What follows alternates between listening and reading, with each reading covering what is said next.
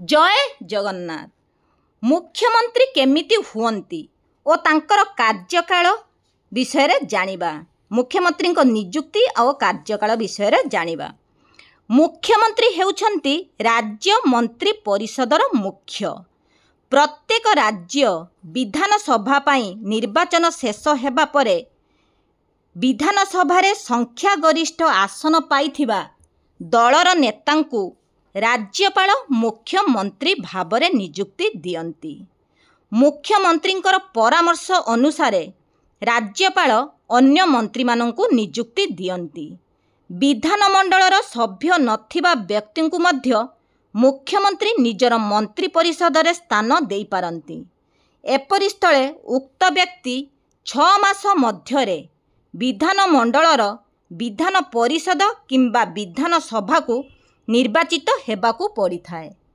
केंद्र सरकार रे प्रधानमंत्री को परी राज्य सरकार रे मुख्यमंत्री हेउछन्ति मुख्य।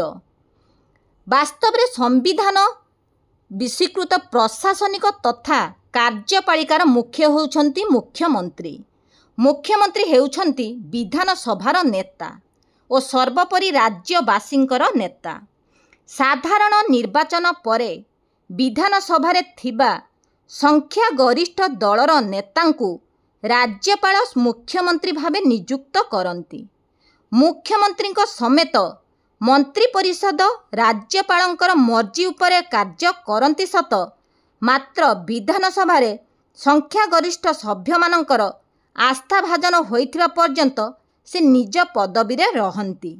मुख्यमंत्री इस्तफा देले मंत्री परिषदर विलय घटी थाए।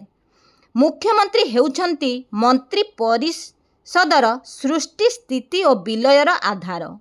मुख्यमंत्रींकर परामर्श क्रमे अन्य मंत्री माने नियुक्ति होइथांती। मंत्री मानकर पाह्या और सेमानक मध्यरे विभाग बंटन मुख्यमंत्री इच्छा मुताबक होइथाए। से विभिन्न विभाग मध्यरे समन्वय रक्षा करती एवं मंत्री मानक मध्यरे उपजिथिबा विवादर समाधान करिथांती। मुख्यमंत्री मंत्री परिषदर अध्यक्ष अटंती। मुख्यमंत्री हेउछन्ति राज्यपालंकर संविधान स्वीकृत परामर्शदाता। सबुबेले से राज्यपाल कौन करथांती ना परामर्श देउथांती।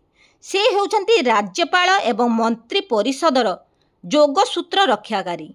माने राज्यपाल और मंत्री परिषदर मध्यरे से जोगसूत्र रक्षा करती। मुख्यमंत्री और मंत्रिमंडलर परामर्श अनुसार राज्यपाल तांकर कार्य संपादन करती। मुख्यमंत्री हेउछन्ति विधानसभा रे नेता।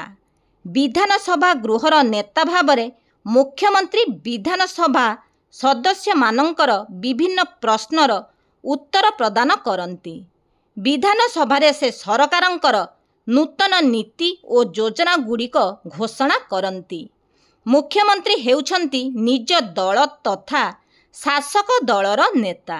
बेले बेले मुख्यमंत्री मध्य निज दलर सभापति होई थांती। मुख्यमंत्रींकर व्यक्तित्व और अभिज्ञता द्वारा राज्य प्रशासन बहुल भावरे उपकृत और प्रभावित होइथाए। राज्य सरकारंकर मुख्य शासनकर्ता हिसाब रे वास्तव रे मुख्यमंत्री विभिन्न नीति नियम प्रणयन करिबारे नेतृत्व नेबा सहित सेगुड़िक किपरि निष्ठार सहित कार्यकारी होई परिबो सेथिप्रति सजग रहंती। राज्य रे दैव दुर्विपाक बा आपत्कालीन परिस्थिति माने बात्या हवा बन्या हवा सृष्टि हेले मुख्यमंत्री प्रशासन को त्वरान्वित करी समस्यार सम्मुखीन हुअन्ती और समस्यार समाधान करती।